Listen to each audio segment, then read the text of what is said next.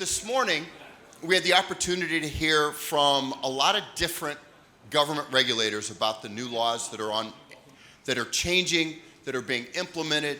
We heard from Thailand about their new law, the Philippines, Singapore's updates. We heard about US, we heard from OFAC, and let me tell you something. The fact that this is the first time OFAC here to do this.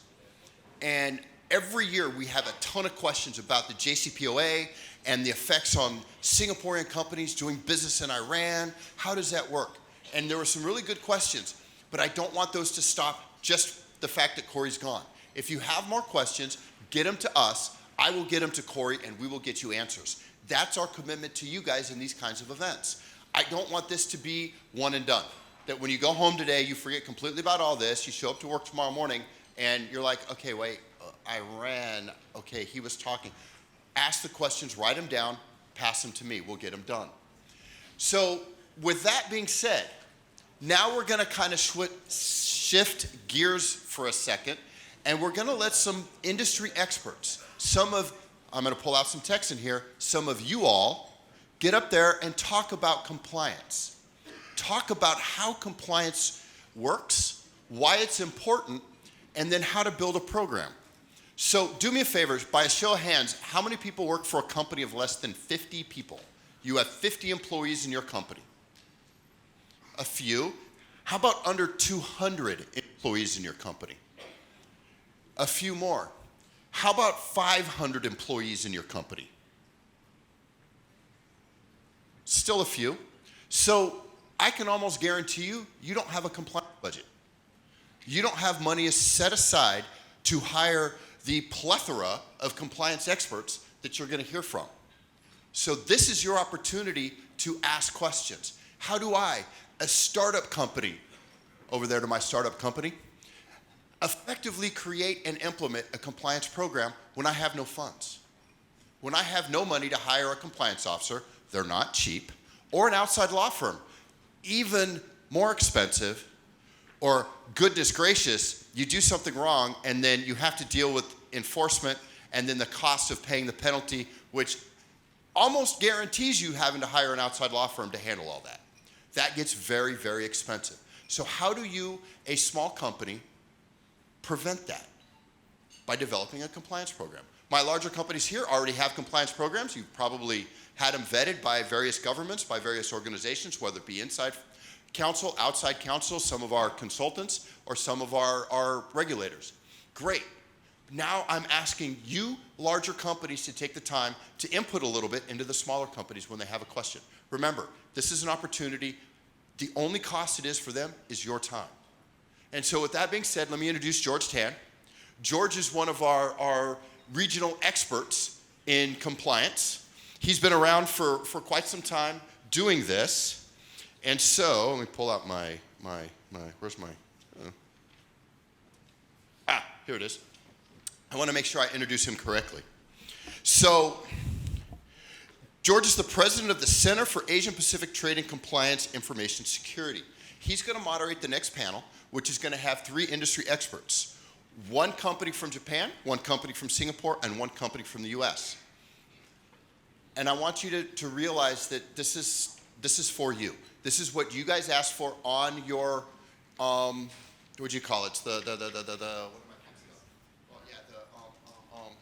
When you fill out your forms at the end of this thing and tell us what you like. Feedback forms. Thank you, sorry. That was an amazing lunch, so I'm recovering. I'm in carb coma right now. But when you do your feedback forms, we want to know, because this is what you asked for. You asked for the panel on ASEAN. You asked for the panel on more global. You asked for the panel on compliance from the private industry. So now's your chance. Take your time, ask your questions. I'm going to hand the mic to George. Thanks, Scott. Good afternoon, ladies and gentlemen. I'm George Tan from GTSC, Global Trade Strategy Consulting Company, and also the NGO CAPSIS, Center for Asia Pacific Trade Compliance and Information Security. Let's welcome my team. First, from Japan, we have NEC, Mr. Hirota-san. Mr. Hirota. And second, from from DSN, Singapore, a Singapore company. Please, Khairuddin. And third, from Colin Automations, Bumbi, my close friend.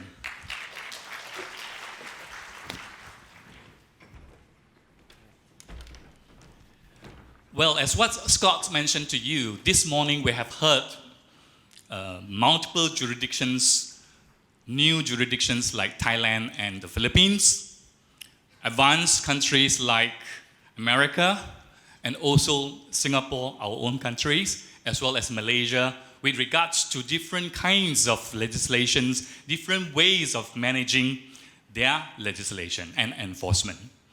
So here today we're having these three distinguished guests here to present to you in the company, regardless you are a company of 10, 20, 50, hundreds, 500s, 1,000, or even 10,000 employees, there are ways to manage your compliance with regards to strategic trade management.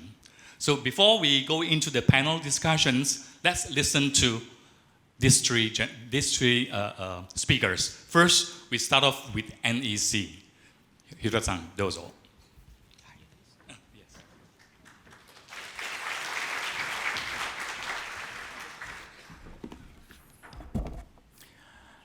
Good afternoon, everyone. I'm Shozo Hirata from NEC Corporation. This is a great pleasure for me to be here for two reasons. One is, of course, I make a presentation today. I have worked on strategic trade control for the last 10 years. So to celebrate my 10th anniversary here, I'll talk about my little experience, not a little experiences. The other reason is that some of you may know that big typhoon attacked Japan the day before yesterday, and it delayed my flight by 6 hours. But anyway, I arrived last night, midnight, safely. Probably, I think everybody here kicked out the typhoon. Okay. Today, I have three agenda.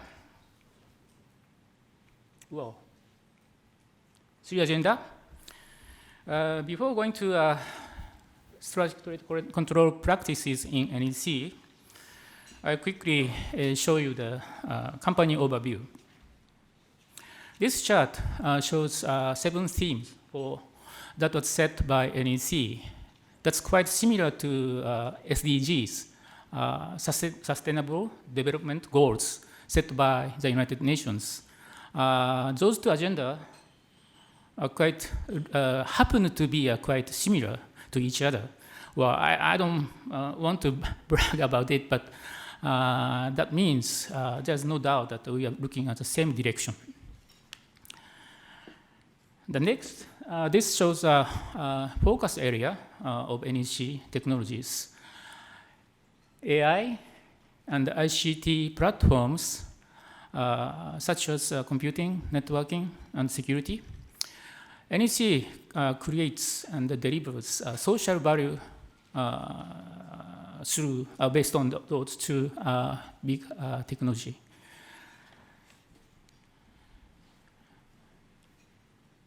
Just a quick some data for my company.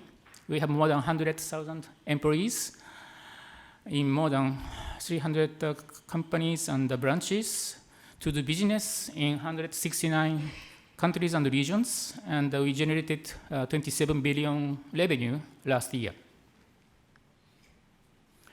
This map shows the locations of NEC Group companies deployed across the region. NEC Asia Pacific Private Limited is located in Singapore, acts as a regional headquarters to cover 14 countries. Let's move on to the next topic, STC practices in NEC. You know that the ICP, Internal Compliance Program, or Internal Control Program for our wording. That's a kind of a framework covering a series of programs to execute SDC properly. And each NEC group company is required to implement ICP. In addition, we have some operation manual and guidance as a supporting documents, such as customer screening, technical classification, and EAR, export administration regulations in the United States, that is extraterritorially applied beyond the border. I will explain the first 5 elements of ICP. Number 1 is a policy. Each business unit or division is responsible for STC, strategic trade control. For that purpose, each business unit appoints personnel in charge concurrently and performs STC in compliance with relevant domestic laws and applicable foreign laws, such as EAR.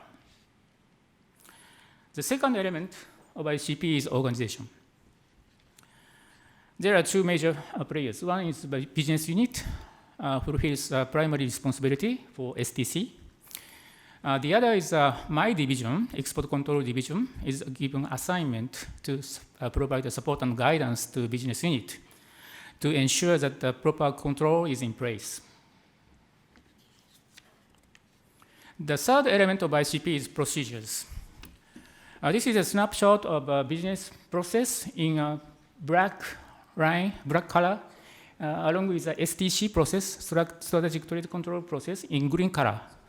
The point here is that the STC process is integrated in the normal course of business. That's the reason why the business process arrow is cut off here. Well, I don't know, cut off here, and is not going straight ahead. So any orders cannot be processed until the screening process is completed. And shipment control follows just before the delivery. So in addition to those 2 major control, screening, shipment control, NEC has one more very unique step called PreConsultation. Let me explain more about those 3 steps.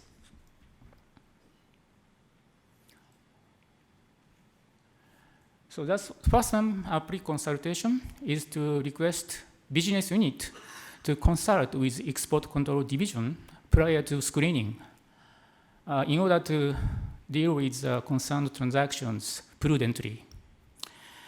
We make a list such as a company of concern, country of concern, military or WMD, weapons of mass destruction related customers or prospects. We make this list available to everyone's attention so that everyone is aware of concerned transaction in advance. And we also make a judgment of go or no go for the business in advance at an earlier stage of the sales process, so that it helps salespeople to save time to work on more probable businesses. The second is screening. There are 3 steps. One is whoever is in the best position to know the customer is required to screen the customer. Who the end user is, why the end user is seeking the product, and where is the destination country. Whoever is the best position to know the product, probably it's a product division or engineering division, is required to screen the, no, not screen, to classify the product. Then export control division plays a key role to verify the screening results that was conducted by sales division probably and product engineering division.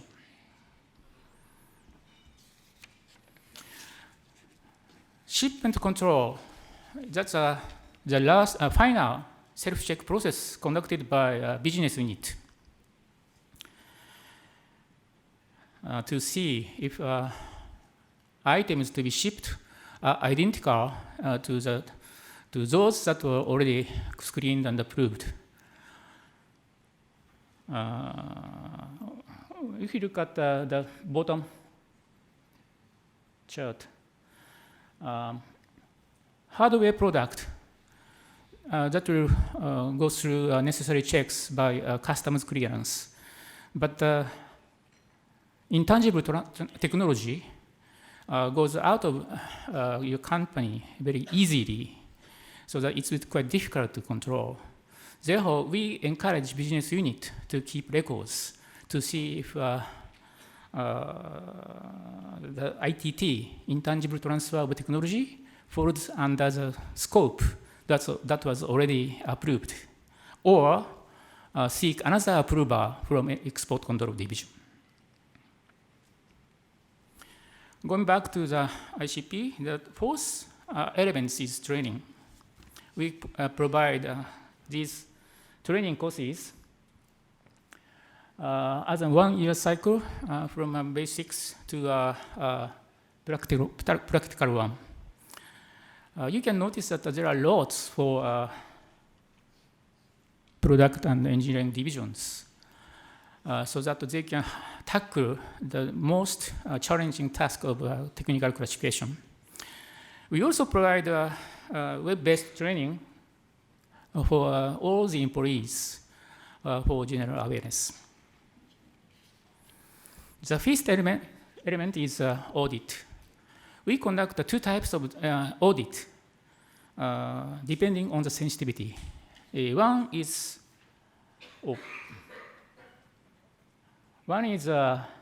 on-site audit once a year for the divisions handling strategic items. The other is a paper audit once a year for all the other divisions not handling strategic items. We also conduct a survey for the divisions not handling export transactions currently, but to see if they have a plan to engage in export businesses. So summarizing the fourth and the fifth elements of ICP, the training and audit, those two serves as pre and post gears. Well, training and audit. If you look please take a moment to remember the PDCA cycle, plan, do, check, and action cycle.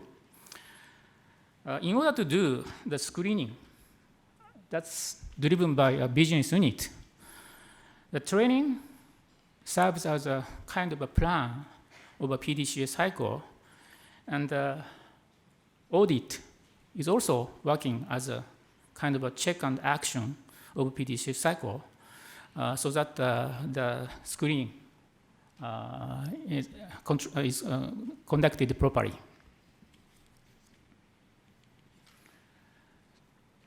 So in conclusion,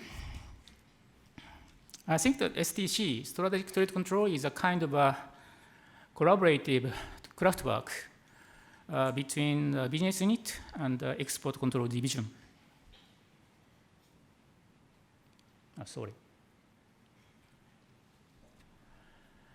It should be crafted to fit your business so that it should work effectively and efficiently. Firstly, the mission and the responsibility, they have to be clearly defined and documented and well understood among the related people.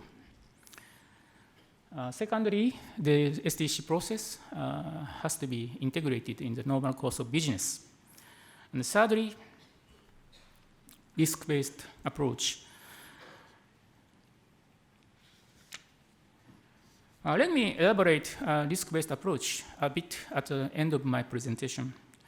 In order to make STC, strategic trade control, functional, I think it is important to make everyone understand the necessity of STC behind the legislation, rather than the nature of legislative obligation. And thus, it's important to make everyone understand the risks that are to be mitigated through STC.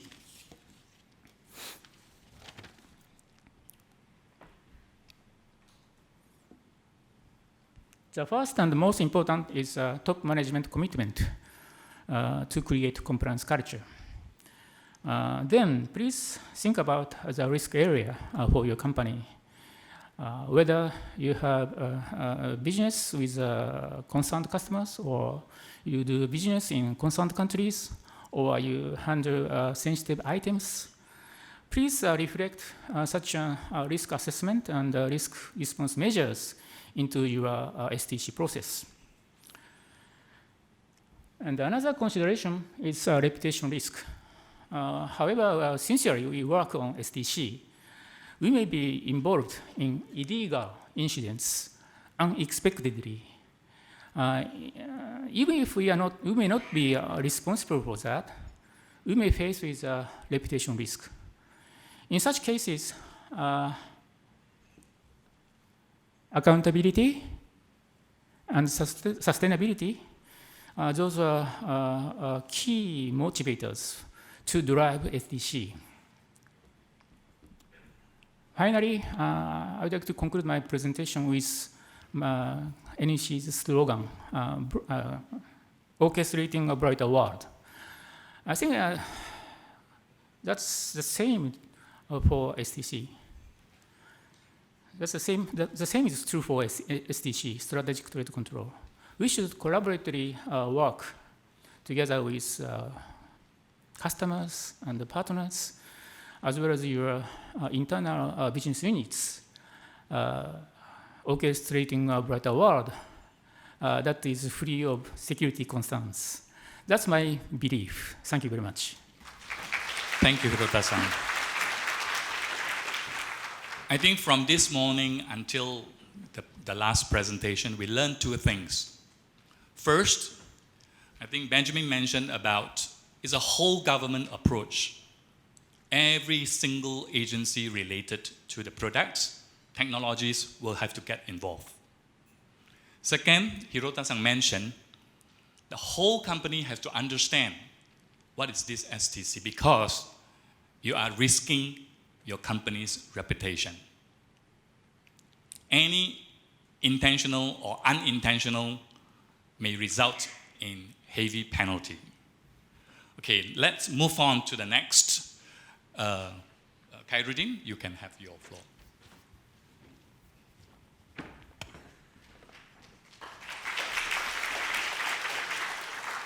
Oh wow, standing here, I feel very honored to be able to present to all of you today. So thanks for the invitation. Also to be able to represent DSM. My name is Kai. I work for DSM Dyneema. I'm the Strategic Goods Control Officer and also the Tech Center Manager. Before I start, just a show of hands, how many of you actually know DSM? Oh, okay, I see 2 hands down there. So which makes my presentation even all more important. I have the luxury of keeping you awake after lunch, so I hope you can bear with me. And I will go straight into the introduction. Who is DSM? DSM stands for Dutch States Mines. The headquarters is in the Netherlands. So it started out in the south. It's a company that is committed to bright science, brighter living. And as you can see, we create brighter lives for people today and for generations to come. We connect our unique competences in life sciences and material sciences. So I'm in the material science industry. That's where the Dyneema comes in, top right hand. We are in the material science part of DSM. If you Google DSM, you will see two main businesses. Yeah. Right. We are a company that has about 20,000 people working for DSM globally.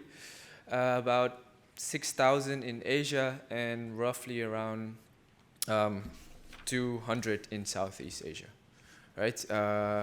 Our revenue is about 10 billion euros, and yeah, we in Dyneema in Singapore, we are the headquarters for Asia Pacific. Right, the world of Dyneema. Dyneema by itself, we are committed to protecting people and the environment that they live in, because all life is precious. Now, what does that mean for us? With this purpose, we get to go into developing innovations and applications for different industries. And as you can see from the picture, it can be in the law enforcement, it can be even in gloves, protecting your hands, right? It could also go into, I would say, into sustainable energy. As you can see, we have our applications in the windmill in Europe. And these are some of the main applications what we have in Dyneema, in material science. Right, so we protect about 1 million first responders, law enforcement officers, and service personnel each year. So what does that have to do with what I'm doing? You might be wondering. In my role as a tech center manager, we develop applications and we're in the innovation aspect of the business. So we try to support the business as much as possible. And to do that, we need to understand the business, and we need to also understand the compliance aspect of the business. And that is where I play my role. And I'm the first point of contact for customs, and we deal with strategic goods and controlled items from police force, right? Let's see if I miss out one of the slides. Okay. Our APAC Tech Center, where I work, has a unique position. It is one of the few private ballistic testing ranges, testing capabilities in Asia. So in that sense, we have to deal with not only strategic items in terms of samples and prototypes, but to also be able to be licensed to do these activities, to carry out this ballistic testing. So it makes it quite interesting in the compliance aspect.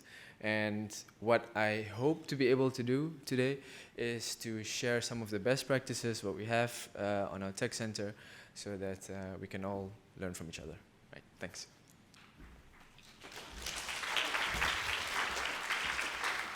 Next, we have Bunbi from Rockwell Automation.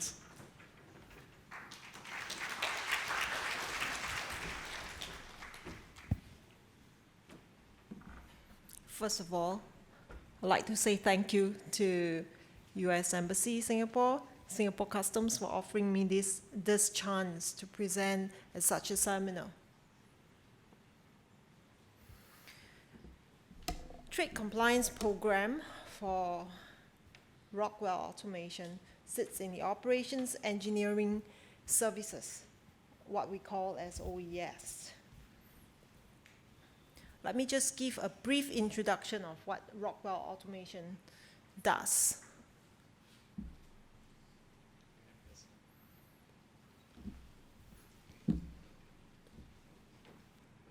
Next one. Yeah, that's okay. Okay. No, this one. Please. Okay. So Rockwell Automation is a company with 6.7 billion fiscal revenue. We employ about 23,000 employees worldwide. And our goods, our import and export transactions happens every day around 80 plus countries. So trade compliance, our management recognize the fact that we need an internal compliance program to make sure that we are compliant, and most importantly, no fines and penalties. Very important, right? We are a US company, so we adopt the US ECP, accept the fact that it is not just an export control program. Right? We build and maintain our ECP first, and then incorporate it into our business operations to make sure that on a day-to-day basis, we are fully complying with not just the US EAR, but all the local regulations. Not an easy task, but we made it. All right. What we did was first identify the high-risk area within Rockwell's daily operations. And that is where logistics, materials, and customer care sits, because this group manages the import and export transactions on a daily basis. All right? But my team in trade compliance does not report directly into Office of OGC, as in General Counsel, into the legal side, but we work hand in hand. There's no losing arm, no breach, no loss of connection. My team in trade compliance in Asia Pacific fully implements the regulatory requirements, the policies of OGC into the daily operations. All right, I acknowledge the fact that in today's global supply chain, it is a gap for supply chain or logistics customer care to not address the compliance requirement. Why? Because you need to apply for license, and each license application takes days, more than days. In the US, it's 60 to 90 days. In Singapore, it's about 5 to 7, and that's considered fast already. Some other country, on average, can go up to 10 days. Now, to a sales business partners who are driving billions of dollars every day, you cannot wait. My business partners till today can still tell me, 3 days, I cannot wait. I cannot wait. So what to do? With this internal structure, being closely with our logistics partners, we enforce compliance. We enforce 100% full compliance. Why? Because the company cannot afford penalties and fines. Not to mention some scary imprisonment sentence in countries like Vietnam. All right? So I am the Regional Trade Compliance Manager. I report directly into the logistics, material, customer care, so-called the main stakeholder, the pain point, right? Work as a stretching, long, extended arm of legal in the General Counsel. And below me, I have partial headcounts, fully trained by myself and my US headquarters to fully implement the US EAR and all local export regulations, including METI, including Singapore SGCA, Malaysia STA, and so forth. Right? So regional trade compliance is an embedded function within OES, Operations and Engineering Service.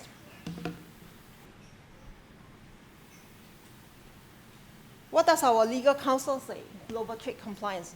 In fact, my boss in headquarters. All right. I understand from this morning's presentations, some companies, especially the smaller ones, you would have business partners that says licensing, export control, stumbling blocks. you are impeding business. Today, I dare say, we are not. In fact, we flow business. I have customers who say, we can take a little bit longer, but they turn back and thank us for being compliant. If your HS code or your ECCN or your product code in Singapore says you need an export licensing, you just have to apply for the license, the respective license, before you export or import. There's no alternative, all right? The alternative is enforcement, which is the last thing that our headquarters and our senior management wants. So we acknowledge that sometimes we can take a little bit longer, but that's why my counsel says we work with business partners to come up with creative solutions. So it might not be 3 days or the 1 day that my business partners want, with an additional 2 days, but we are able to convince our customers and achieve our revenue gains. Right. So with that, as a summary, this is what we call the 3 pillars of compliance in Rockwell Automation. Global trade compliance stands for the legal arm, the legal legislations and procedures. And my trade compliance team in Asia Pacific, in fact, I have the same structure in the other regions as well, in US and in EMEA, in Europe, Middle East, same structure, right? We mandate and we conduct day-to-day risk assessment to make sure that our daily operations, your transactions are compliant, fully compliant with local law as well as the US. And finally, the most difficult part. How do you determine whether your product is controlled or not? Today in Rockwell Automation, we have a team of engineers. We have 3 teams, in fact, in different regions. 1 team in Asia, 1 team in Europe, Middle East, Africa, and then the other team in headquarters, US. Doing nothing but classifying our products, which includes sometimes our third-party vendors' products. For US ECCN, COO as in country of origin. For China, you understand why. And then HS code for import restrictions. All right, so this whole framework here that you see, this red house, what I framed the red house, is our compliance framework for Rockwell. Risk assessment is the basis of my trade compliance operation, and we do it 24/7 through a system called Global Trade System, which is interlinked with our enterprise system called SAP. This system will screen all our transactions, import, export, for the respective licenses. Export license, ECCN, primarily based on ECCN, and I'll explain why in the next few slides. It will block a 5A002 ECCN, for those who are familiar with the US regulation. A 5A002 ECCN transaction until we have the necessary license, and we block for multiple regulations, right? The HS code, harmonized schedule. Many a time, countries like China, not only China, in fact, everywhere in the world, you put import restrictions on HS code. And we, as a company, must fully comply with all local laws. And therefore, the classification of HS is very important as well for us to implement the respective local import control, import restrictions. For export licensing, it's mandatory for Rockwell. If a license is required, export license is required, regardless of where, be it Singapore, SGCA, Malaysia, STA, or US. It will remain blocked until we have got the right license.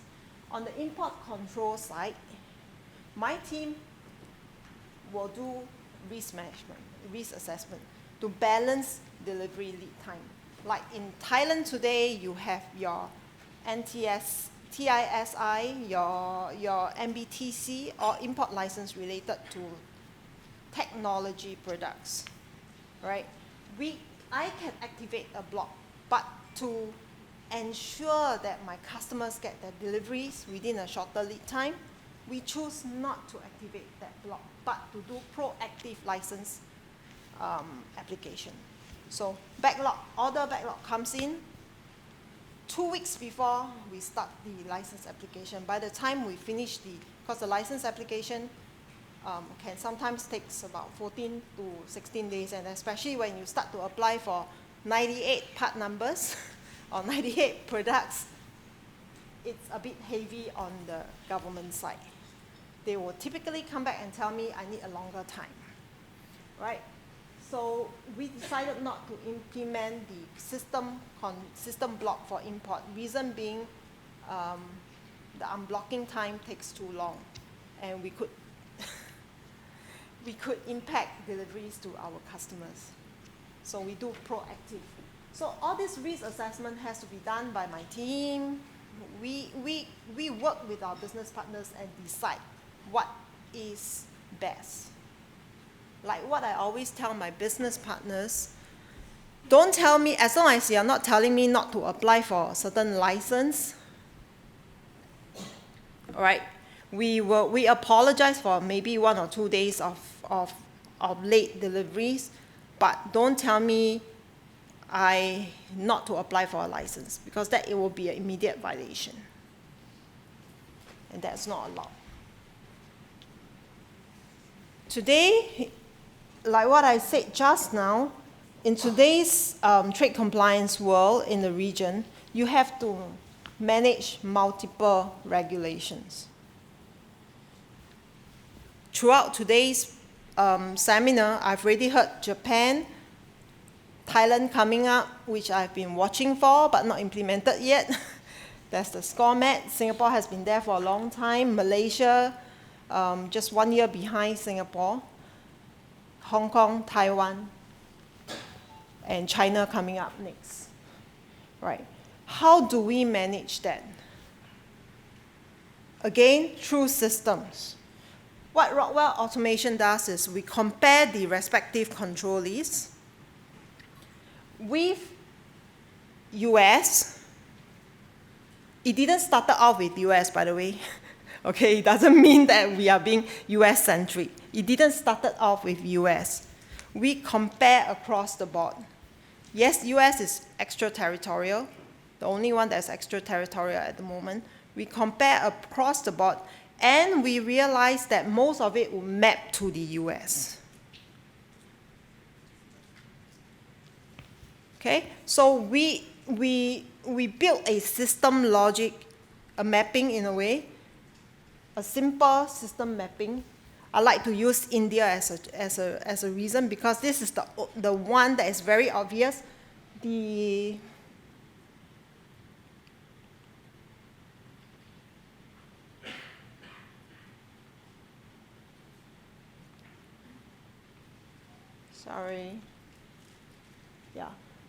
I typically like to use India because the way the licensing is categorized is totally different from the US. A 5A002, for example, under the US EAR, would be mapped to some 8A502, which is totally different. 8A502 versus 5A002.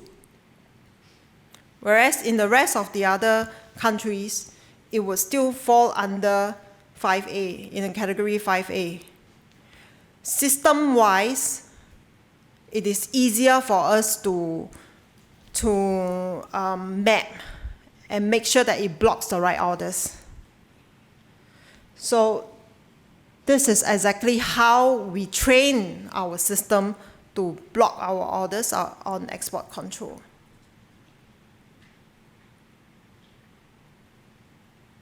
Business partners, after a while, will accept it. As compared to imprisonment or, $1 million fines. How many orders do you have to sell in order to pay for that $1 million? Every time I say that, my salespeople say, okay, you win.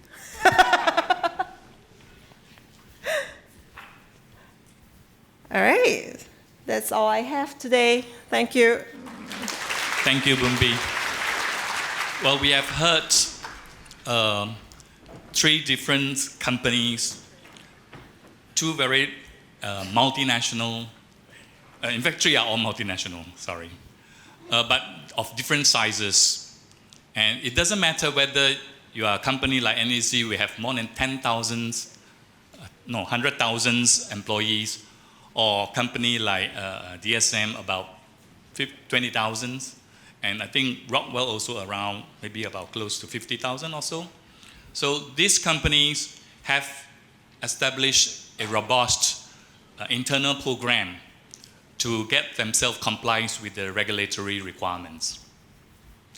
But you can hear from them, it is very, very technical, particularly like the last one when Bumbi was talking about SCOMEC. She is trying to confuse all of you. SCOMEC is very, very unique. The countries come up with their own list control naming method and the numbering model. The problem is the numbering model is almost similar to the EU or the US or even a Singapore numbering model. That's why it confused most of the people in the industry.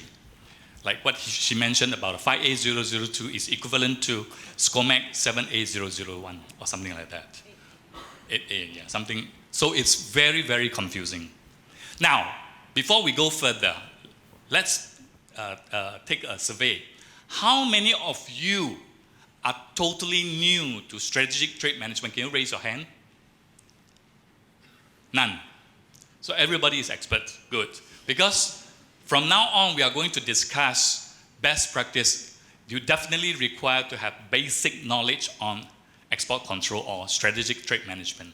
And I believe all of you understand whether it is export control, the term, or strategic trade management, STM, or strategic goods control, SGC, or strategic trade control, STC.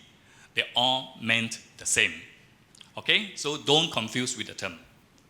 Now, before I open to the question from you, I have prepared about 5 questions, which I think will benefit to all of you, starting from the policy until the end, that is screening, so that you know, once you finish this session, roughly when you go back, you know what to do. The first questions.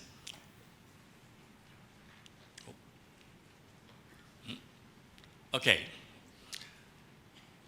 This morning, Jenny mentioned about Singapore. We have how many countries that you have to be careful? How many countries? No prizes. 3, right? 13 countries. New list is where?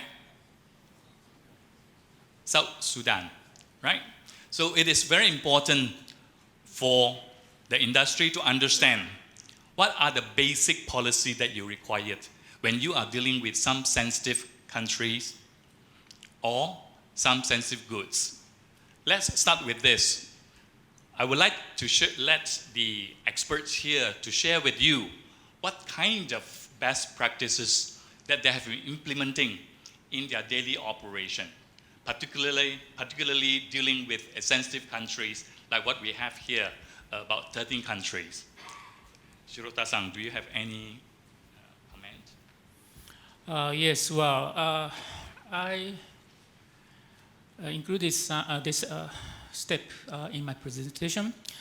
We have a very unique step, pre-consultation, that requests business unit to consult with us prior to a screening at an earlier stage of sales process.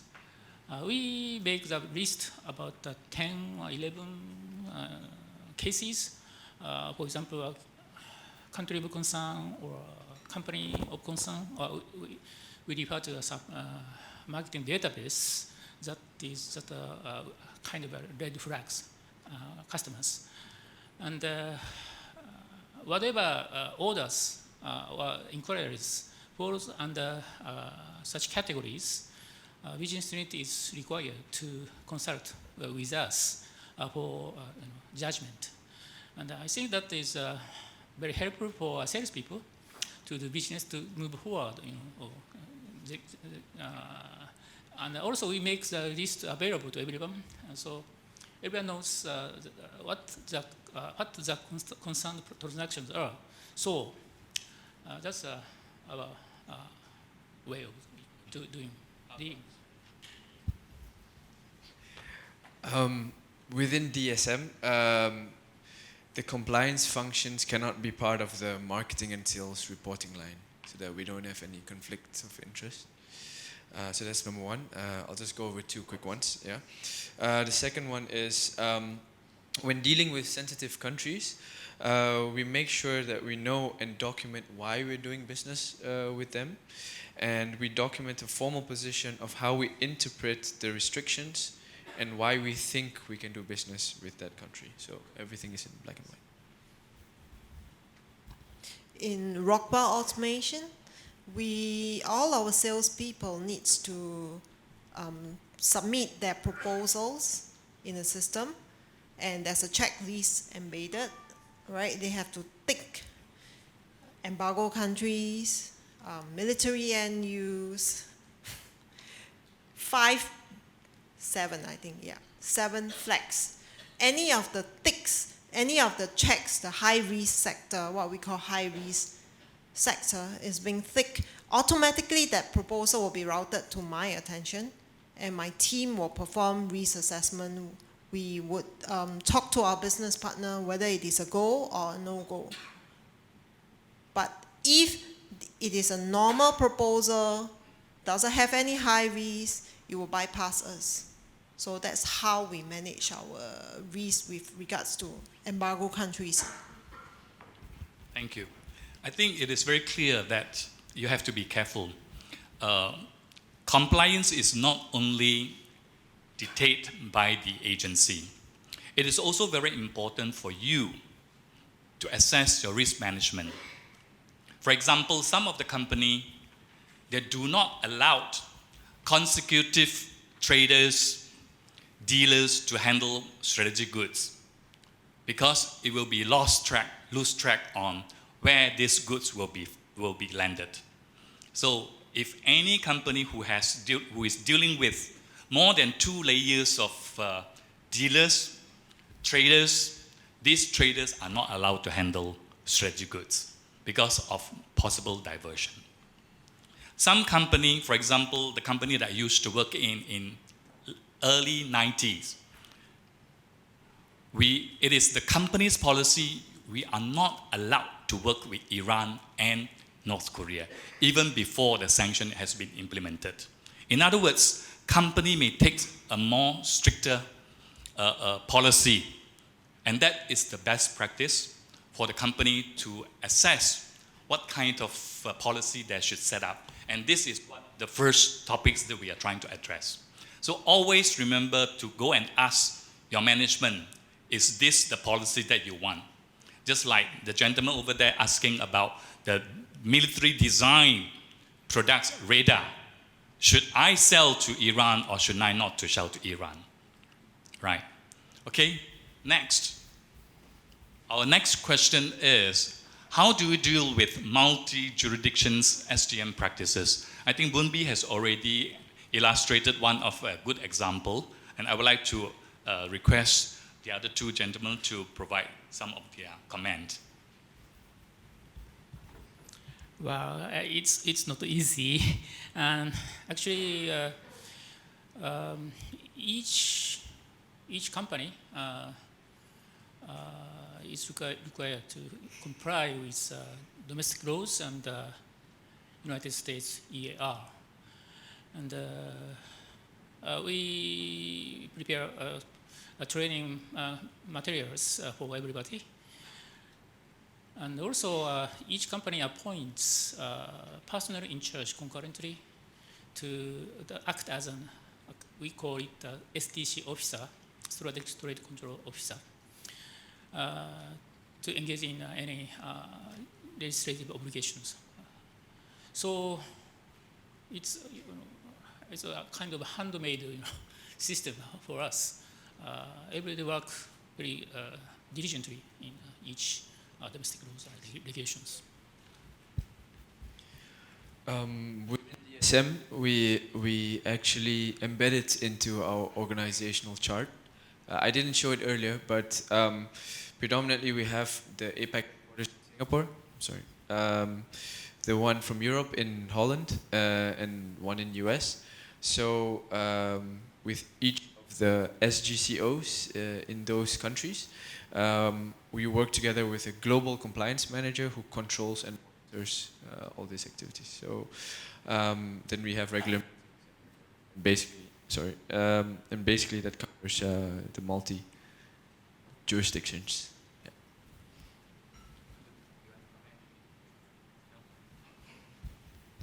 Well, I think Bunbi have just illustrated a very comprehensive.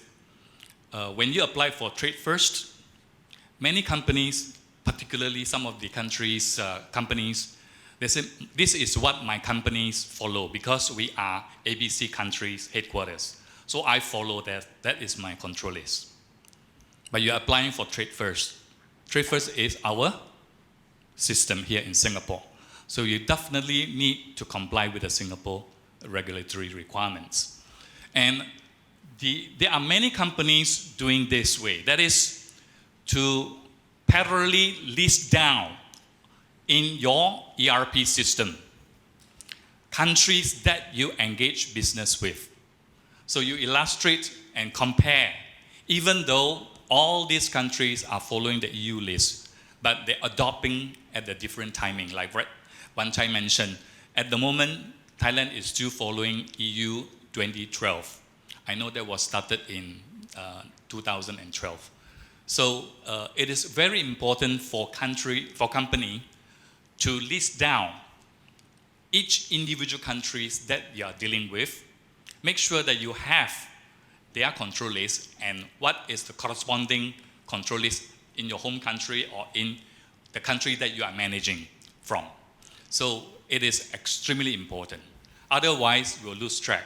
And you cannot 100% rely on, because this is a US company, I followed US and that's it.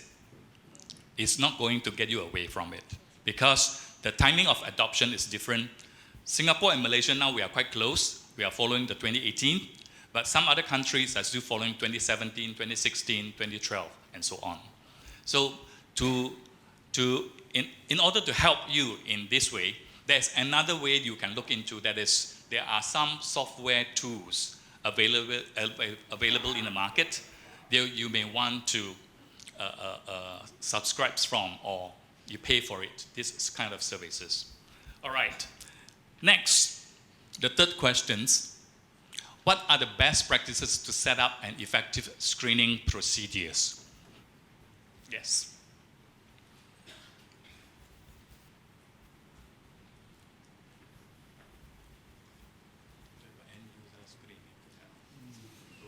Well, yes.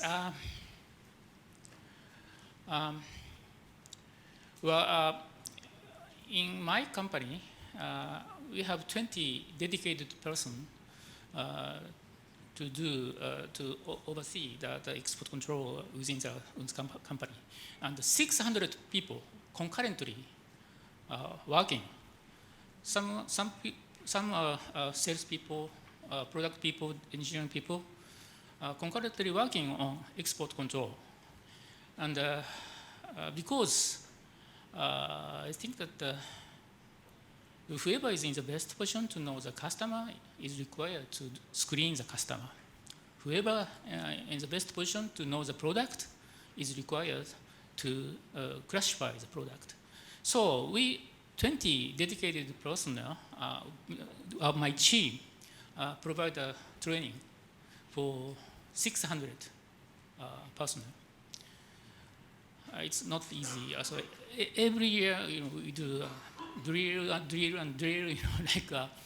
they are preparing for entrance examination. But anyway, it's ongoing business for us to do training. For us, we buy a screening service. Currently, we have Amber Road. The service scans our database of contacts in ERP. For those that don't know what ERP is, the Enterprise Resource Planning, it scans the current customer database real time, and if the customer embarks on activities that might raise flags, it also feeds back into the system and then raises a flag. Now, these are all in the database, right?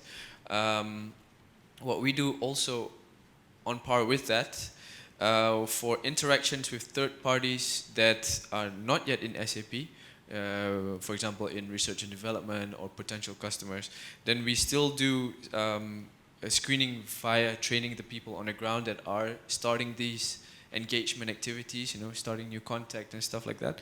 And then, we make sure everyone is trained to cover that aspect of the business or potential business. Rockwell Automation uses systems, two systems, Thomson Reuters and GTS, Global Trade System. Thomson Reuters is based on Amber Road, actually. So, but we like it because if the prospective customer has got a record somewhere, even if it is a car fine, a parking fine, it flash out. That's how we catch all the important destinations in the Middle East. So, two systems embedded into our business partners build up. So new customers, you will be screened for a longer time. When at that point in time when we build up our business partner ID, we automatically screen it in Thomson Reuters because the reports are much more detailed, more thorough. Even if the name is mentioned for some violation in the media, we'll catch it. All right, so on the order entry level, it automatically goes into GTS. So not much way you can actually avoid that. GTS, in our screening system, we screen for multiple sanctioned countries. But of course, it is still based on US. My team will go in and unblock if it is not on the US SPL. But we do screen every transaction proactively on a day-to-day basis through systems. So I see the best practice in terms of a screening is always remember, all of them say the same thing. First, know your customer. You must know your customers, what are they delivering, what are they using, and what will be the end use of the product that are inquiry from you or you are shipping out. And it is also important for you to set your policies. For example, to what level of customers that you want to work with them. Because in the business world, there are so many different kinds of pattern, right? It can be a distributors, it can be your representative, it can be your dealers. So to what extent you allow your business to flow through all this supply chain, right? So that will be the key. Know your customer and the end use of the products and the end destination. Where is this product going to ship to? Okay. Next, we are going to touch on question number 4. How to review the implementations of your ICP and the screening procedure, which I think Hirota-san have give some explanation, but I think I would like him to elaborate a little bit more. Yes, I covered in my presentation the audit process. Yeah, depending on the sensitivity of the business, we conduct, well, actually, we have two personnel in charge of audit, covering 20 to 20 something divisions every year as an on-site audit. And the other around 80 divisions, total 100, but 80 divisions, we conduct a paper audit. But anyway, every year we check and see if each business unit or division is doing the STC, strategic trade control, in compliance with internal rules and relevant laws and regulations. I think that's to ensure that we can see how they are doing. I think for us, the main word is regularity. You might ask yourself how often, right, are the checks?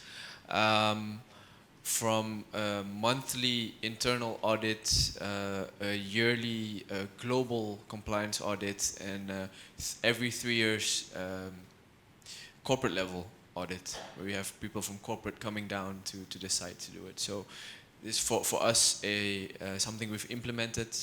Maybe for most of you, you have different regularities, but it is something to think about how you review and implement. One thing I also want to share, which is important, is how much the management recognizes the need for compliance. And when you have the buy-in of management, you will have the resources available to do all these audits internally.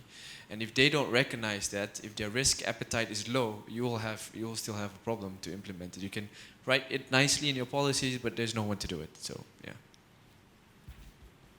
For us, it's the same audits, quarterly audits, 6-monthly audits, yearly audits, by internal audits, global trade compliance audit. I conduct my own audits, so it's multiple folds of audits. But like what he says, internally, the compliance culture has to be strong. Top down, if not, it is very difficult for you to find resources to do this type of compliance operations. And without resources, it is really difficult. But it doesn't mean you have to, doing an effective compliance operation takes about 200 people. My operation is 0.9 head count, 0.3 each. No, 1.2 plus me, 2.2 in Asia Pacific. So everybody talk about audit. Have you ever think of sales department auditing your purchasing department in terms of compliance? Have you ever heard about that? That is very simple, easy, and learning system. That is what I implemented. Each and every divisions or department or sections cross audit. That is a very effective way to first let the other departments or let the other sections or sessions understand what you are doing, and at the same time you understand what they are doing. We call it self-audit. Self-audit. Other than that will be the compliance team auditing every single department. And finally, your headquarters, if you are a multinational company, your headquarters, you audit your subsidiaries or your branches. That is what we call internal audit. And last but not least, if you need my help, I'm an external consultant. That is called external audit. All right, that is the best way to understand, to assess whether your system works well. And I've come across many companies that have very, very thick internal compliance program, but it was always stored in the safe. Nobody opened it. So no matter how beautiful it is written, it is not effective because it's not implemented. So, and just now you mentioned about top-down, the culture. Last questions. How do you build this culture? How do you build? Right? Yes. Yes, I think everyone is working for your boss, and the boss is working for his or her boss. Therefore, top management commitment is the most important thing. I think that's it. For the compliance culture, we get people to talk. We get people to discuss openly about compliance, to train each other, so we learn from each other, and really get them to feel responsible in the spectrum of compliance. It starts with the communication, with the training, and also with top management buy-in. And when you have a top management that has a low risk appetite like DSM, then it kind of filters down. For Rockwell, we enforce it, we build that culture through consultation. So like what I said during my presentation, each proposal will be assessed, and the high risk ones, we will reach out to our business partners to interact, to communicate, to educate them on our compliance needs. After a while, they will realize that we are not interested in penalizing people. We just want the company to do well, and we are not walking around, with a gun or with a whip. We mean well. So it becomes like a business discussion. We share, and my business partners today, especially those senior management, they can tell me, you keep me out of jail. I'm not interested in meeting any of the enforcement side of the government. You keep me out of jail. So that's how we build. Well, emphasizing penalty is one thing, but recognizing one's effort is more important. So the company I used to work in, we put export control as one of the KPI. So every single business unit, this is one of their KPI. What are they going to do? That's one thing. And secondly, if they are doing a good job, they should be given some kind of a reward. For example, the managing director's award or bonuses and so on. So that is also required top management's recognitions and buy-in. And just now I talked about the functional cross-auditing is also a way to build the corporate culture of compliance. And we showcase how our sales perform a screening of a customer. The best sales screening persons will be rewarded. So it's a recognition process. And they feel that what they have been doing is rewarding and it's worthwhile for them to do. That starts the compliance and the culture of the company. So always put strategic trade management as part of your sustainability, corporate social responsibility, CSR. It is definitely part of it. It's a corporate governance. Right, so this needs times to build. I keep talking about it in a few sessions previously. It took me 5 years to get my sales to fully understand why it is necessary for them to perform an end user screening. And to what levels of customers they have to go down and drill into to understand this product that we are producing will be selling to these particular customers. All right, I think I have quickly go through all these 5 questions. We still have about 5 to 10 minutes. Now I open for 5 minutes. Okay, 5 minutes, we open for 2 or 3 questions. Yes, I have one from Koike-san.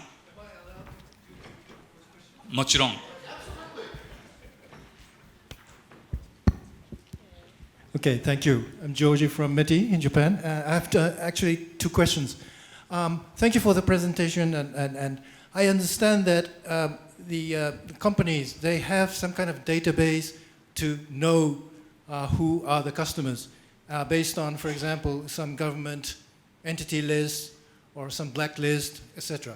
Now, having said that, I think there are some end users, potential end users, which are dangerous, which is not included in such a list, for example.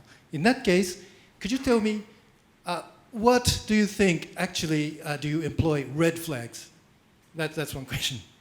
Example of red flags, for example. How do you determine? Do you address this to any particular? No. Not me, I charge. Well, maybe.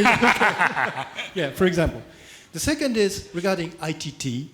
I think more and more ITT control within the companies are becoming important, including exchange of emails, etc. Mm-hmm. Are there any moves to set a rule on, how to company policy? Yeah, company policy. Mm-hmm. Thank you so much. Any one of you want to answer Koike-san's questions? First questions. You engage Amber Roads, Thomson Reuters, GTS. They have a dinner party list screening. Other than that, how do you do it? We also have our own company, so-called company sanction list, which might not be on the US SPL or any of the local countries' sanction list. But of course, to put them on the sanction list, our Rockwell sanction list, there must be a legitimate reason. All right. One of them is related to Russian sanction. All right.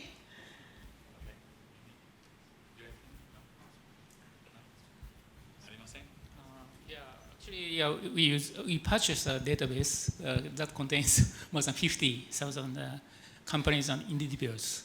So that's the most important thing for us. But also we see the type of transactions, if there is any irregular factors, but that's okay. Well, that come down to how do you screen your customers, right? So screening customer doesn't mean that only screening against the DPL list. Yes? Raise your hand. Luckily, nobody raised hands.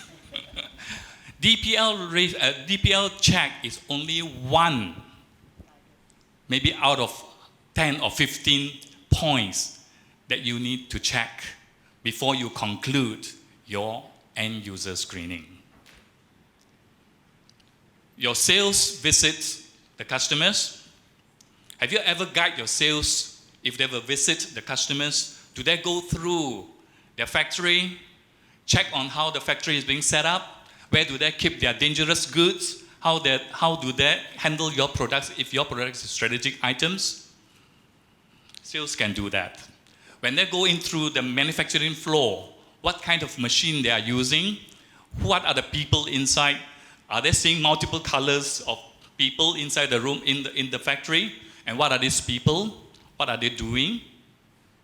So these are observations, first, very important. Subsequently, you may ask your sales to write sales report, right? Every sales, when they visit customer, they write sales report. Sales report talk about the customers, talk about the background, talk about their website, everything, their products, their customers. And there are also reports available in the market that you can purchase to cross-check whatever your salesman's written report and what the third parties report, to check whether this company is genuine company. And the reports that you buy from the third source could include an overall summaries of the companies, who are their customers, what are their products, where are they selling to, what kind of end user, whether they have violated any export control laws in any countries other than the audit report, the financial report. So that is the second point that you all can do.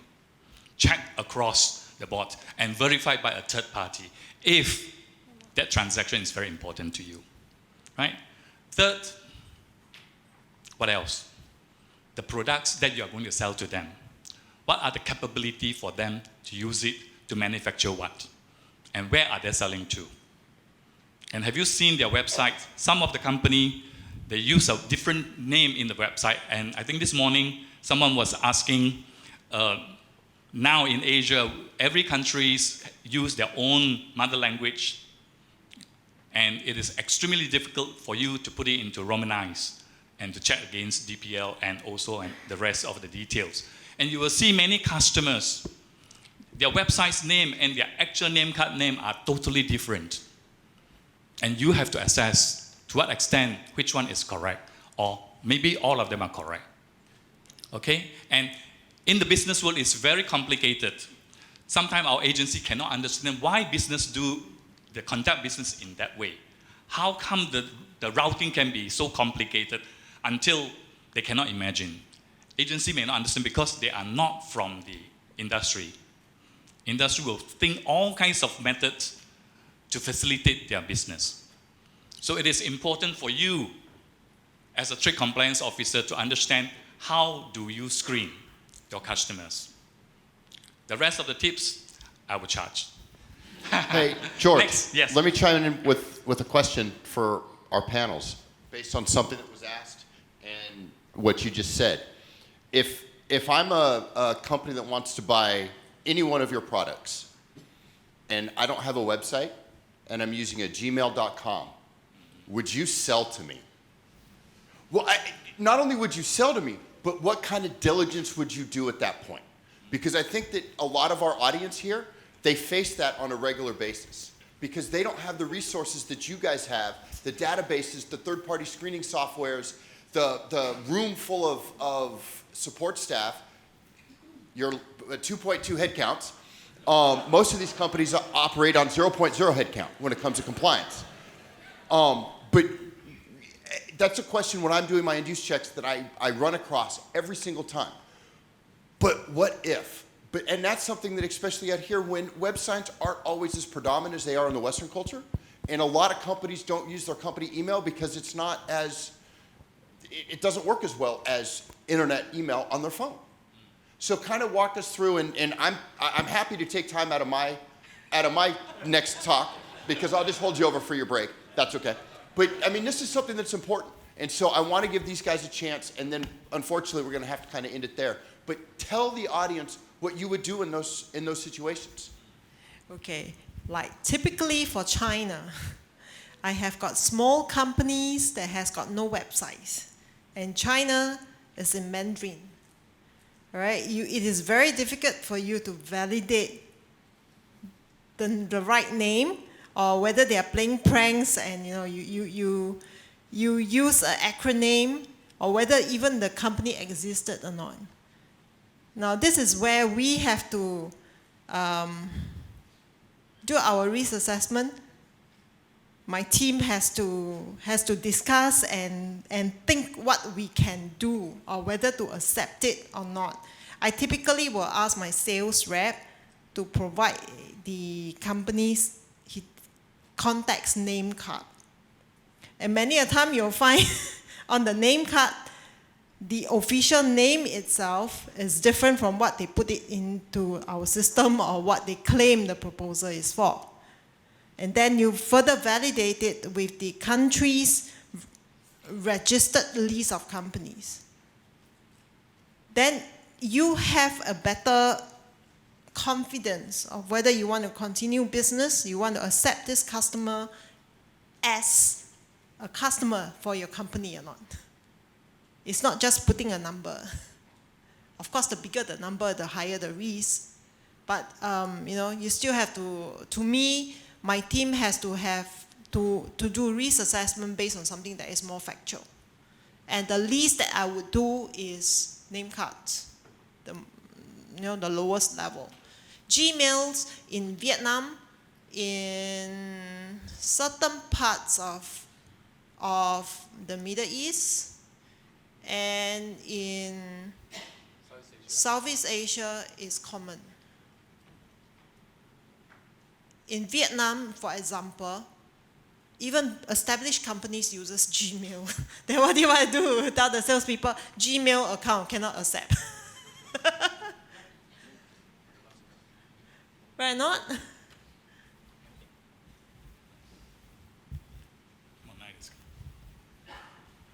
I think Koike-san just now raised a topic on red flag. I think most important thing for a company that you totally have no idea, refer to the red flag. Red flags tell you, ask you, approach you questions. Where are you selling to? Where are you delivering to? Who are the end user? Right? How much is this product? So second is, if your product is of very high value, very sophisticated, do you think a company like that will purchase from you? You have to assess. That is also part of the red flag. And whether that company is suitable to handle your product. All right? So these are some of the tips that you need to get into. And the problem here is, our Singapore website, we have maybe about 7 or 8 red flag indicator questionnaires, right? US, maybe about 10. Japan, maybe about 7 or so. Malaysia, also about 7. Some of them are different. So it is important for you to integrate all these red flags together, because it gives you significant information. It approaches you different questions. Okay? So, because each country, as earlier on, Alex also mentioned, is no one size fits all, even similar to our agencies. Every country will have different priority, although we have the similar or common legislation. Right? So I think that's about all, and I think we have past 3 o'clock. Okay, let's give our panel applause. Thank you very much. Thank you. So I'm going to give you guys lots of time at break to talk, ask your questions, because these are obviously 4 amazing industry experts in this topic on how to start from nothing into major corporate compliance programs that pass across multiple nations and global. So George, thank you for doing that. To my panelists, thank you again. Thank you.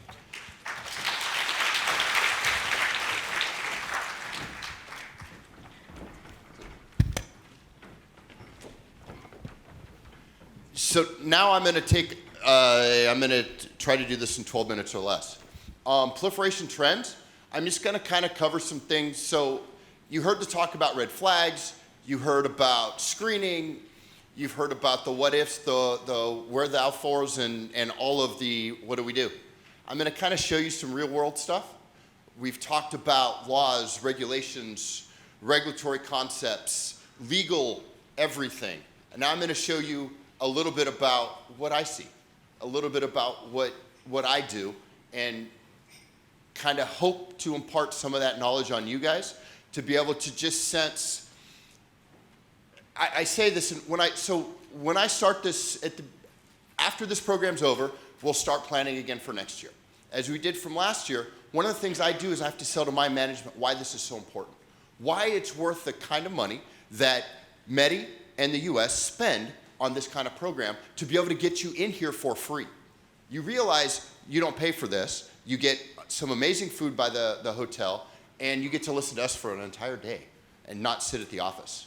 I mean, I think to me that's the best part, because I like being in front of you. I like talking about this stuff. I've been doing this for 25 years. Why is this so important? Guess what? At the end of the day, I have 400 frontliners on the field now. 400 people in this room today are going to go out there tomorrow, and you may stop one proliferator from getting sensitive technology to a particular ballistic program in North Korea and prevent them from launching bigger and more harmful missiles. Or preventing a organization somewhere in the world that wants to create weaponized anthrax, or use a VX gas or VX dual situation like we had recently in another, just up the road from here. That's the whole purpose of this. This purpose of export controls and all these regulations and all of these things are not to make life hard on you.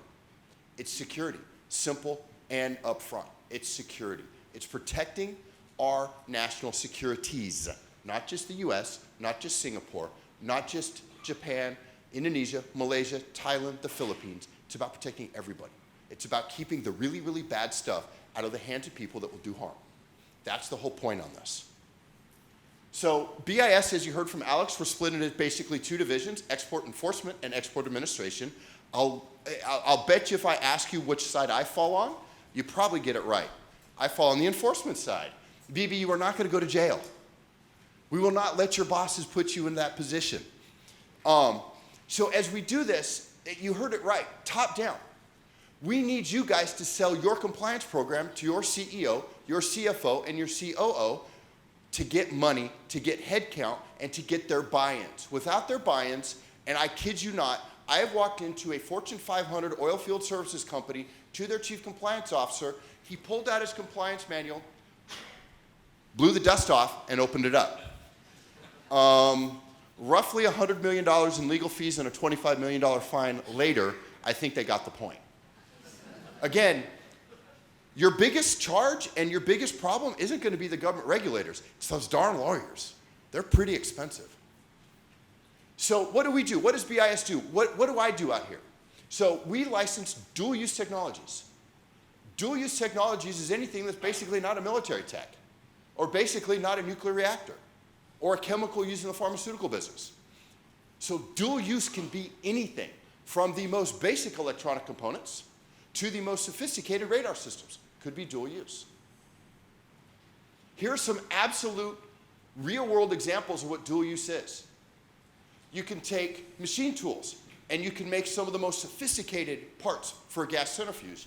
But I'll bet you a lot of people here use companies that have these machining tools to make parts for their factories, to make parts for their widgets and gadgets that they make. Carbon fiber, golfers. Man, when they invented carbon fiber, my drive went 50 yards further. Still not straight, but 50 yards further. But it's also a major component in a missile. I did an end-use check down in Brazil back in 2006 on carbon fiber. A guy was making motorcycle helmets and add-on pieces to motorcycles out of carbon fiber because it was cool. Heck yeah, looked awesome. But guess what? It goes in a missile. How many know what triethylamine is? Did I say that right? Triethylamine? Yes. There's a couple companies back in Houston that make the stuff that it's a controlled chemical. It also has a mustard gas use. So you can see, triethylamine can go into hairspray, used to help harden cement. It's in all kinds of industrial applications. It's typical industrial chemicals, but it's also they say thiodiglycol here, but I don't know what that is. I know triethylamine, same kind of principle. Goes into making chemical weapons. These are dual-use items. Good use, bad use, dual use.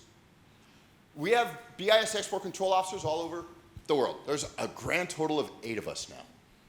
That's a lot. Talking about head count, BB. We have myself here in Singapore. We have an export control officer in Hong Kong. We have 2 in Beijing. We have 1 in New Delhi, 1 in Dubai, 1 in Istanbul, and 2 in Europe. 1 that handles West, 1 that handles East. If you look at where those are, you can kind of get a clue where our priorities are. So understand, and we're absolute 100% resources to you guys. If you see or feel or need to talk to one of us, absolutely reach out. We're from the government. We're here to help. I mean, I laugh and you guys laugh when I say that, but before I came out here, I was a special agent for the Export Enforcement Office back in Houston, Texas. And, we were the bad guys. Companies didn't want to see us. Companies didn't want to deal with us. When we showed up, I always used to say there was the 3 versions of Scotty. There was Scotty in short sleeve shirts, which meant, woohoo, let's have a cup of coffee, let's relax, let's have a good time. There was Scott in a suit. Uh-oh, call inside counsel. Then there was Scott in the raid jacket that said police. Call home and tell mom you're going to be late for dinner. And it's important to realize that when you're dealing with your government regulators, we are the ones that are here to help you understand these crazy regulations. They're not easy to understand. They're not easy to be able to explain to your bosses and to your subordinates. Take the time, find these kinds of seminars, use them to understand. And then when you have questions, use us to, what about this? What about that? What do you think about this? When ECRA passed for us, I'm still trying to catch up, and it's been a year now. I mean, there's a lot of the new emerging technologies and ITT and all of this stuff. It's changing. Corey said it perfect this morning. And I can't tell you how many times this happened to us in EE when it comes to the entities list. You write something up, and then the next day it changes. Ask. Don't be afraid to ask those questions. Catch-all controls. So, this is important because this is something that we have been really pressing out here in Southeast Asia for you, the exporters, importers, and transshippers to understand. Just because the item is not controlled doesn't mean, on the technology side, doesn't mean there's no controls. If an item is going into a prohibited end use or to a prohibited end user, there potentially could be a licensing requirement if it's a US origin product. Singapore also has catch-all controls. Malaysia has catch-all controls. I'm pretty sure Thailand and the Philippines have catch-all controls. If the item is going to a prohibited end user or prohibited end use, each country is different, it could require an export permit or license from the regulatory agency. Check, understand, and know your customer. George said it. Our panel said it. You've heard it all day. Due diligence. When I go do my end use checks, one of the things I tell a company, there's no such thing as too much due diligence. Take the time. If the company doesn't have a website, that might be a clue. If the company uses a general email address, like a Gmail, a Hotmail, Outlook, something you want to look at that. And I guarantee you, somebody in your office, one of the young kids that you've recently hired, knows how to look at header information on an email and find out if the company says they're from China, to run the IP address to find out if they really are in China. Or maybe they're in Iran, or maybe they are North Korean. Or maybe they're saying they're from Shenzhen and they're actually in Dalian. So these are things you want to look. That IP information on those email headers on the internet side can be a huge tool of due diligence to have you look at.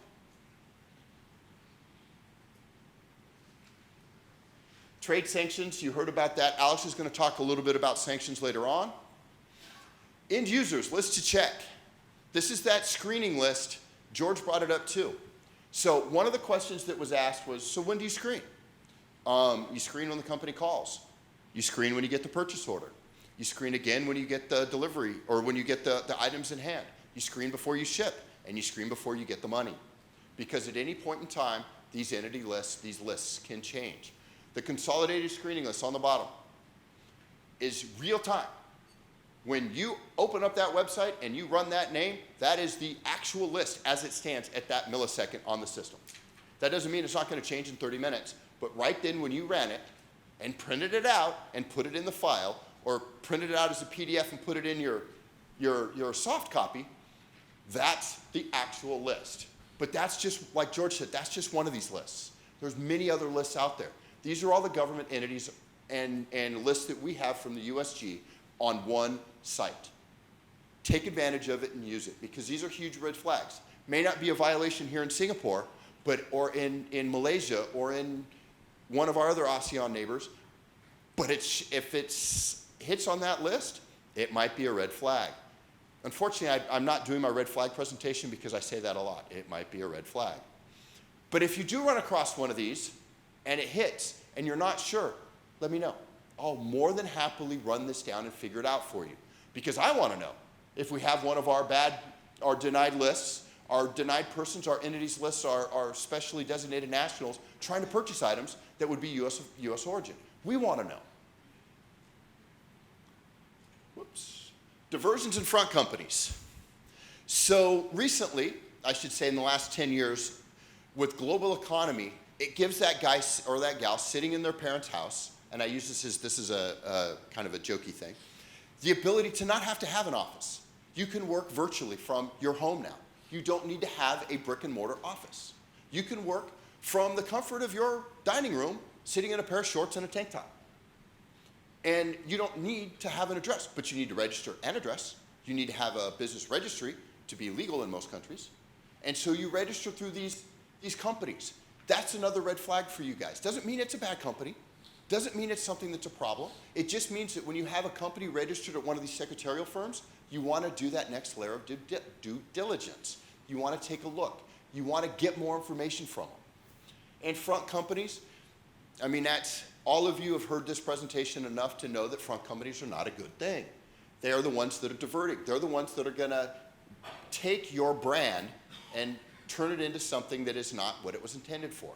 They're the ones that are going to sell something to a particular organization or an end user that's going to hit the front page of CNN International or BBC, and it's going to be your company's name on it. I used Tom the plumber's truck in one of the ISIS videos. A poor plumber from Houston, Texas, sold a used vehicle, and it ended up on the battlefield in Syria with Tom the plumber, Houston, Texas on it. You know, that's kind of a bad branding. He got a visit from, I think, 26 different US agencies within 3 days. Red flag indicators. I am doing my red flag show, I forgot. So, red flags. So actually I stole this from our Hong Kong guys, so there's gonna be some Hong Kong references here. One of the things you'll realize is compliance programs may be totally different company to company, but they all have the same foundation. And so it's understanding these red flags is the beginning of that foundation. Number one, if you get an email from somebody saying they're in Hong Kong and you find out they're actually in North Korea, that might be a red flag. Or if they say they're in Dubai, but they're actually .ir, that might be a red flag. Or if they say they're in the US and they're in Canada, that might be a red flag. Something as simple as that. Phone numbers or office are co-shared with multiple companies. That's that business registry, multiple companies at the same address. Purchase contract did not match, or the contact did not match with the company website or company information. George covered that a little bit. So one of the things that I've learned as I'm traveling is countries here, their phone numbers are much like the US, based geographically. So understand, like in KL, where that's part of my AOR. When I'm in KL and I run a phone number and it comes back to somewhere in Sabah, that might be a red flag for me. Might be something I want to look a little bit different at. End user address looks incomplete. So how many, and I'm not going to ask this question, this is a rhetorical question. How many people here ship to other freight forwarders at airports? That might be a red flag.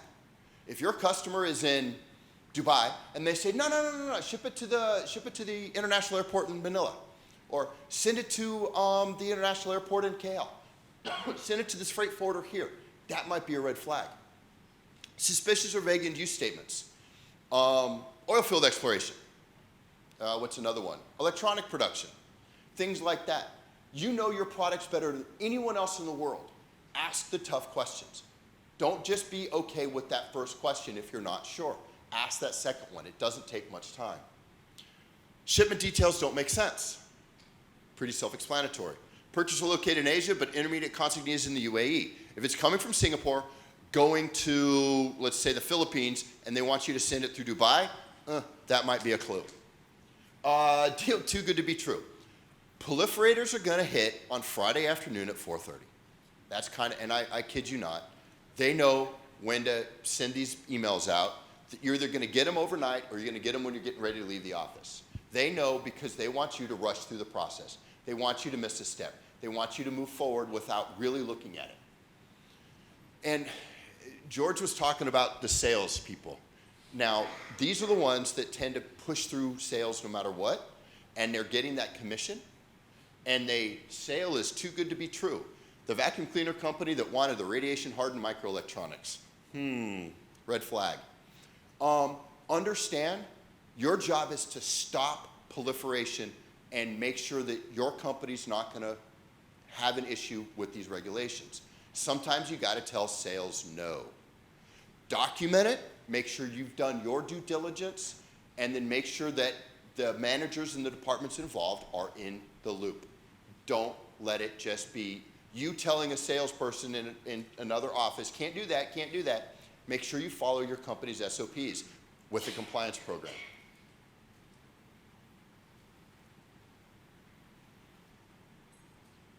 So what happens when you run afoul? No, BB, we don't all go to jail. Sometimes we like to put people in jail, but that's not the case. So in U.S. export controls, one of the things, and I'll run through this really fast. So the main thing out here when we have a problem with a company that's proliferated or that's diverted or that's done something really wrong, they end up on our entities list. And I won't mention any names, but there's quite a few in a country just up the road from here that are recently been added. One particular large telco company that I won't say its name. That's generally what happens with foreign companies. But believe it or not, the US does have the ability to investigate and criminally administratively prosecute a foreign party, regardless of whether or not the US person's involved. We have that, our law gives us the extraterritorial opportunities. Not something we use often. That's only for our special customers and our special people. Most of the time, you'll get an unfavorable end-use check from myself or an unverified, which just adds you to our internal kind of, we just keep an eye on that stuff. Doesn't mean you're not gonna get, you can't buy simple stuff, and it just means we're gonna look at any shipments that come to you a little harder. Or you might get something like a warning letter from us, or if you do go through the process of actually voluntary self-disclosing to the US government as a foreign company, then we will respond with some sort of letter of, yes, we received it and here's what the outcome is. Industry expectations, we expect you to follow the rules. I mean, it's not a big ask. You know, we expect you to understand the rules, we expect you to know the rules, and we expect you to follow them. If you don't know the rules, ask. If you're not sure, ask. If you don't get it, ask. There's plenty of experts in the field, some that are very expensive and some that are not so expensive. Some that could fit the bill or what you need, and you don't have to hire the greatest law firm on planet Earth to fix a small problem. Understand what your company needs are and address them. Here are the email addresses back in DC for your regulatory questions. Again, this is all going to be posted on Customs' website, but if you have an outreach or an education question, you can send it to that one. If you have a policy question, which is in Alex's international shop on some of them, you can reach out to this email address. And we have our website. You can also send me an email, or Yvonne. So, as I said, at some point, the Singapore government's going to get tired of me and send me home. And that's fine. And that happens next summer. I've done my time out here. It's been amazing. I've met some incredible people. I've had some amazing opportunities to sit down with a lot of people in this room and have conversations. Yvonne's my local hire. She hopefully will be here for many, many, many years to come. So reach out to us. Make sure you include her in your email. We will get your answers. Even if it's something that is completely unrelated to BIS, if you have a question and you don't remember your contact in the Philippines, email us. We'll reach out to him. Or in Thailand. Or if you want to talk to George and you forgot his email address, let me know. I'll get in touch with them. We want to help. We want to be part, and we want to make sure that you guys understand your roles and responsibilities in the exporting community. And with that, break time.